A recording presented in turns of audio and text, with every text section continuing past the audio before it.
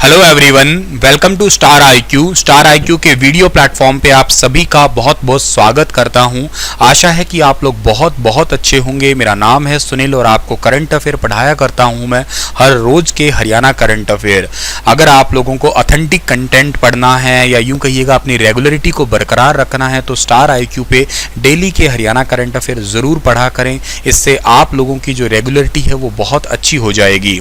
13 मई 2022 के current affair हैं, उसे पढ़ना और स्टार आईक्यू चैनल को सब्सक्राइब और शेयर भी जरूर करना जाएगा। अगर आप लोग एसएससी सीएचएसएल एग्जाम की प्रिपरेशन कर रहे हैं तो आप लोगों के लिए आने वाले 15 मई 2022 को दोपहर 12 बजे अनअकैडमी लेके आ रहा है एसएससी सीएचएसएल मेगा कॉम्बैक्ट। जी हाँ, ये 60 क्वेश्चनों का एक कॉम्बैक्ट होगा जिसमें आपको 60 मिनट के अंदर ही ये सही सवाल करने होंगे। सीएचएसएल का ये बेस्ड, जैसे सीएचएसएल का एक फाइनल एग्जाम होता है बिल्कुल वैसा ही पैटर्न का इसमें क्वेश्चन जो है ना वो तैयार किए जाएंगे टॉप एजुकेटर के द्वारा। 3000 रैंकर्स को जो है ना 1 करोड़ रुपए तक की स्कॉलरशिप जीतने का मौका मिलेगा। 100 लकी विनर्स को जो है ना ये एचपी लैपटॉप है, सैमसंग मोबाइल फोन है, अमेजॉन वाउचर्स है, ये जीतने का मौका मिलेगा। टेस्ट आप लोगों का ये Hindi as well as English दोनों भाषाओं में होगा। एज इट इज जो सीएचएसएल का पेपर आता है बिल्कुल वैसा का वैसा ये पेपर जो है ना वो डिजाइन किया गया है। इसमें बस आपको एनरोल करने के लिए क्या करना होगा, मेरा referral code STAR star IQ use करना होगा। इसका लिंक आपको मैं डिस्क्रिप्शन बॉक्स में प्रोवाइड कर दूंगा। आप पहली बार एप्लीकेशन पे आते हैं तो भी आपसे रेफरल कोड मांगे तो आप स्टार IQ का जरूर यूज कीजिएगा। इस टेस्ट में आपको general awareness, English, quantitative aptitude और जनरल इंटेलिजेंस ये वाले सब्जेक्ट या ये कहिएगा ये सिलेबस होगा इसका। एज यूजुअल जो पेपरों में आता है बिल्कुल वैसा ही ये पेपर आपको मिलेगा। इसका एनरोल करने के लिए आप लोग मेरा कोड जरूर यूज कर लेना स्टार IQ, और मेरी क्लास को भी फ्री में देखने के लिए मेरा कोड जरूर यूज करना star IQ। Link description box में आपको दे दिया है या टेलीग्राम पे भी मैं आपको इसके लिए लिंक प्रोवाइड करवा दूंगा। कल आपसे सवाल पूछा था, उसका सही जवाब क्या होगा कि भारत की आज़ादी के बाद पेप्सू क्या बना था। तो भारत की आज़ादी के बाद पेप्सू बना था पार्ट बी राज्य। ऑप्शन नंबर बी बिल्कुल ठीक रहेगा। पेप्सू का फुल फॉर्म है Patiala and east Punjab state union. आज का पहला ओरिजिनल करंट अफेयर का सवाल क्या रहेगा और बहुत इंपॉर्टेंट भी है कि हरियाणा के किस जिले को केंद्रीय व्यापार जिले के रूप में विकसित किया जाएगा। Which district of Haryana will be developed as central business district. तो सेंट्रल बिजनेस डिस्ट्रिक्ट हरियाणा की बनने वाली है गुरुग्राम। ऑप्शन नंबर बी बिल्कुल ठीक रहेगा। देखो, एक तो आप लोगों ने 1930, 31, 32 में गोलमेज सम्मेलन पढ़े होंगे, बिल्कुल वैसे राउंड टेबल कॉन्फ्रेंस अभी भी चल रही है। वो उस जमाने में तो भारत को एक अलग देश के रूप में या यूं कहिएगा ब्रिटिश अधीनता से अलग करने के लिए वो कॉन्फ्रेंस टेबल हुआ करती थी। आज अब जो है ना वो औद्योगिक रूप से, इंडस्ट्रियल रूप से हरियाणा को या यूं कहिएगा ओवरऑल पूरे भारत को ग्रो करने के लिए ये कॉन्फ्रेंस हो रही है। ये पहली कॉन्फ्रेंस हुई थी अप्रैल के अंदर, अप्रैल 2022 में गुरुग्राम के अंदर ही हुई थी। और अब रिसेंटली मुंबई के अंदर जो ना हुई है आपकी दूसरी राउंड टेबल कॉन्फ्रेंस या यूं कहिएगा गोलमेज सम्मेलन हुआ, जिसमें हरियाणा के मुख्यमंत्री और उप मुख्यमंत्री दोनों ने हिस्सा लिया। इसमें बहुत सारी कंपनियां जैसे DLF है, गोदरेज है, माई होम्स है, मैक्स रियलिटी है, भारती रियलिटी है, ये टॉप कंपनियां या इन्वेस्टर्स जो है ना इस मीटिंग में शामिल हुए। अब बात ये आती है इस मीटिंग का मतलब क्या था। तो देखो, इस मीटिंग का सेंस ये निकल रहा था कि हरियाणा को जो है ना वो ग्लोबल प्रोजेक्ट के रूप में विकसित किया जा रहा है। हरियाणा राज्य को ही जो है ना वो सिंगापुर की तर्ज पे विकसित किया जा रहा है। तो इसी करके जो आपका ग्लोबल प्रोजेक्ट है या यूं कहिएगा ग्लोबल सिटी प्रोजेक्ट को विकसित करना है तो हरियाणा में बहुत सारे इन्वेस्टर्स भी आने चाहिए, बहुत सारी कंपनियों का इन्वेस्टमेंट भी होना चाहिए। तो इसी करके ये टेबल जो आपकी हुई थी या यूं कहिएगा गोलमेज सम्मेलन जो हुआ था, इसमें हरियाणा के गुरुग्राम का जिक्र हुआ। और अगर आप मुझसे ये पूछते हो कि ग्लोबल सिटी प्रोजेक्ट है क्या, तो देखो इसमें सिंपल सी बात है कि एक ना बेसिकली एक आपका एक्सप्रेसवे है, सीधा सी कहिएगा 8 लाइन का द्वारका एक्सप्रेसवे के साथ गुरुग्राम में सेक्टर 36B 37B में जो है ना डेवलप किया जाएगा।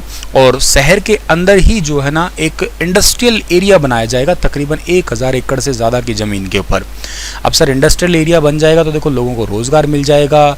इसके अलावा जो ना बुनियादी ढांचा हरियाणा का बढ़ जाएगा, हरियाणा में इन्वेस्टर बढ़ जाएंगे, हरियाणा का एक्सपोर्ट इंपोर्ट है उसमें भी बहुत सारा चेंजेस आएगा। तो इस करके जो ना ग्लोबल सिटी प्रोजेक्ट पे ध्यान दिया जा रहा है। हरियाणा की मैं आपको बता देता हूँ कि ये आर्थिक राजधानी है गुरुग्राम। और ये सब कुछ हो जाता है सही तरीके से, तो हरियाणा का यूँ कहिएगा कि लोगों को जो कौशल है या यूँ कहिएगा जो स्किल है, उस स्किल डेवलपमेंट में बहुत ज़्यादा सहारा मिलेगा और मोटे तौर पे जो है ना वो रोज़गार मिलेंगे। इसी गुरुग्राम के अंदर मैंने आपको बहुत सारी चीज़ें पहले पढ़ाई है, जैसे गुरुग्राम की पहली महिला पुलिस आयुक्त कौन बनी, आंसर इसका कला रामचंद्रन है। भारत की पहली OECM साइट कहाँ बनी, इसका आंसर भी गुरुग्राम है। पूरे भारत का पहला रेरा कोर्ट कहाँ पे, गुरुग्राम में। इसके अलावा जो है ना वो modern India for civil services and other competitive examination, ये किताब है पूनम दलाल दहिया की, ये भी गुरुग्राम के अंदर ही इसका विमोचन किया गया मुख्यमंत्री द्वारा। इसके अलावा भारत का पहला विश्व शांति केंद्र जो है ना वो भी गुरुग्राम में ही खोला जा रहा है। देश का सबसे बड़ा इलेक्ट्रिक व्हीकल चार्जिंग स्टेशन वो भी गुरुग्राम में है। तो ये चीज़ें आपको याद रखनी है, वेरी इंपॉर्टेंट। हरियाणा की मिनी राजधानी कौन सी है, तो मिनी राजधानी पंचकुला है, ये भी याद रखना। चलिए जी आगे बढ़ते हैं। और एक गुरुग्राम की एक इंपॉर्टेंट बात और है, गुरुग्राम में हेली हब बनाने की भी मंजूरी है। मतलब और हेली हब टोटल भारत में 5 बनेंगे। एक हेली हब बनेगा बेंगलुरु में, एक बनेगा जुहू मुंबई में, एक बनेगा गुवाहाटी में, और एक जो है ना आपका बन रहा है गुरुग्राम के अंदर। तो ये आपको 3, 4, 5 जो है ना वो ज़रूर याद कर लेने हैं। मेन इंपॉर्टेंट आप लोगों को याद रखना है गुरुग्राम के अंदर अपने हरियाणा वाला, ठीक है। अगला है कि ऊर्जा संरक्षण को बढ़ावा देने के लिए हरियाणा सरकार द्वारा कितने रुपए तक के राज्य स्तरीय पुरस्कार जो है ना वो शुरू किए जाएंगे।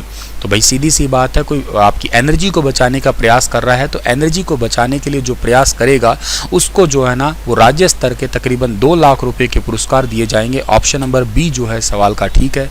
औद्योगिक हो, व्यावसायिक, गैर सरकारी, सरकारी, इन संस्थान के लोग इसमें भाग ले सकेंगे। इसमें 2 लाख रुपए तक का हिस्सा होगा इनाम का।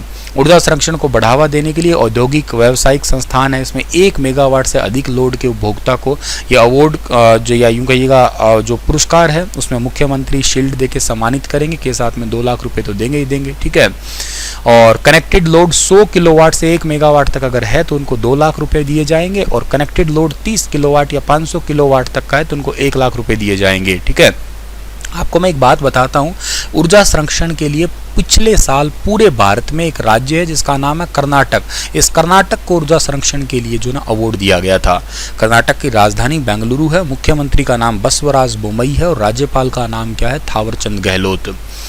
हाल ही में मुख्यमंत्री मनोहर लाल ने किसके जीवन पर आधारित रेहड़ी पर एवरेस्ट किताब का विमोचन किया है। किताबें हालांकि हरियाणा में बहुत कम ही विमोचित होती है क्योंकि चुटकू सा राज्य है, लेकिन फिर भी जो है ना ये क्योंकि हरियाणा का वैसे भी एक ध्यान खेलों में ज़्यादा है लिखने से के अलावा, लेकिन जो आती है उनकी आप लिस्ट अलग बना के याद करिएगा। रेहड़ी पर एवरेस्ट किताब का विमोचन किया है और ये जीवन पे आधारित है रामलाल जी के। ऑप्शन नंबर ए जो है इस सवाल का बिल्कुल ठीक रहेगा। चंडीगढ़ में हरियाणा पुलिस विभाग के सब इंस्पेक्टर है श्री रामलाल।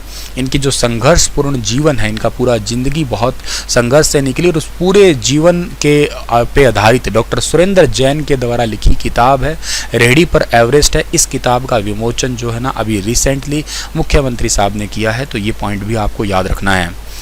हाल ही में हरियाणा सरकार ने हरियाणा की कितनी यूनिवर्सिटी को 147.75 करोड़ की ग्रांट जारी किया है। तो 147.75 करोड़ का ग्रांट जारी किया है हरियाणा की टोटल 10 यूनिवर्सिटीज़ को। ऑप्शन नंबर ए बिल्कुल ठीक रहेगा। वित्त विभाग ने 29 अप्रैल 2022 को जारी पत्र में यूनिवर्सिटी को ग्रांट नहीं बल्कि 147.75 करोड़ का कर्ज देने की बात कही थी, लेकिन अब जो है ना मुख्यमंत्री जी ने इसको ग्रांट जारी करके इसको क्लियर किया कि ये ग्रांट है, कर्ज नहीं है ये, ठीक है ना।